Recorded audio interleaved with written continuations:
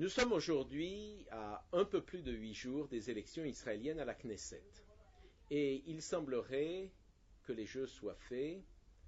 Kadima s'attend à avoir aux alentours de 40 sièges, peut-être un peu moins, peut-être un peu plus. Le Parti travailliste voisine les 20 sièges, d'après les sondages, espère dépasser ces 20 députés. Et le Likoud, malheureusement pour lui, ne décolle pas beaucoup au-delà des 15-16 sièges.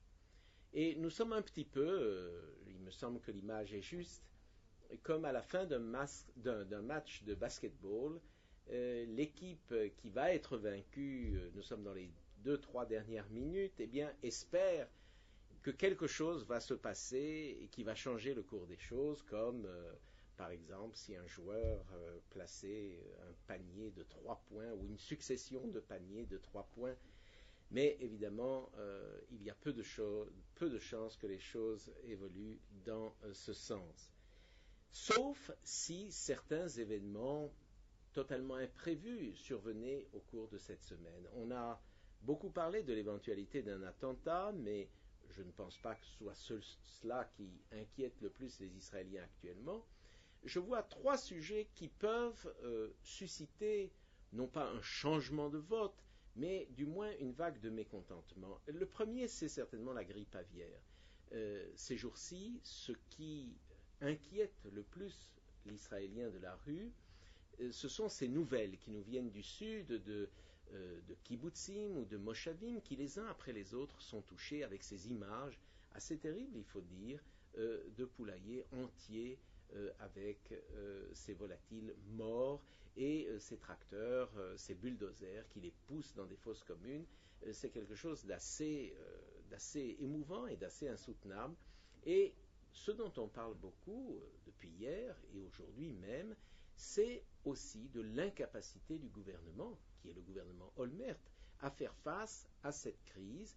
Apparemment, toutes les mesures n'ont pas été prises à l'avance, il n'y a pas eu assez de prévoyance et aujourd'hui, il ne semble pas qu'il y ait assez de coordination entre les différentes équipes gouvernementales, entre les différents secteurs, les différents ministères. C'est quelque chose qui peut susciter chez certains et dans certains secteurs, notamment dans le sud du pays, une vague de mécontentement. La deuxième chose, c'est ce que nous apprenons de l'anarchie assez stupéfiante qui règne dans les territoires palestiniens et en particulier dans la bande de Gaza. On vient de nous annoncer la création du gouvernement palestinien qui est un gouvernement entièrement composé de membres du Hamas.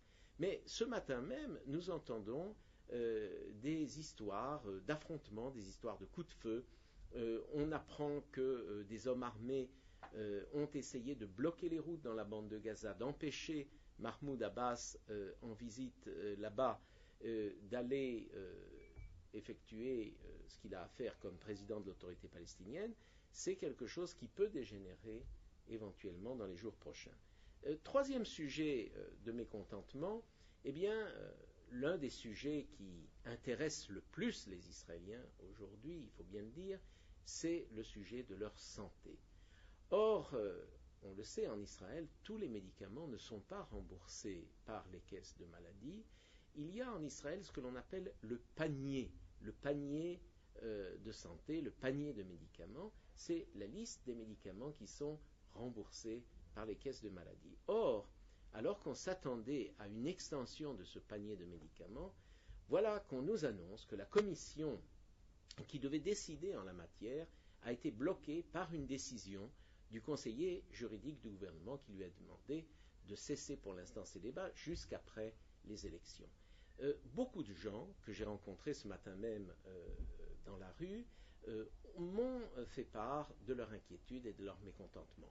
Alors, grippe aviaire, anarchie dans les territoires palestiniens, problème du panier de médicaments, voilà des sujets extrêmement divers, mais qui peuvent non pas changer fondamentalement le résultat des élections, mais avoir une certaine influence.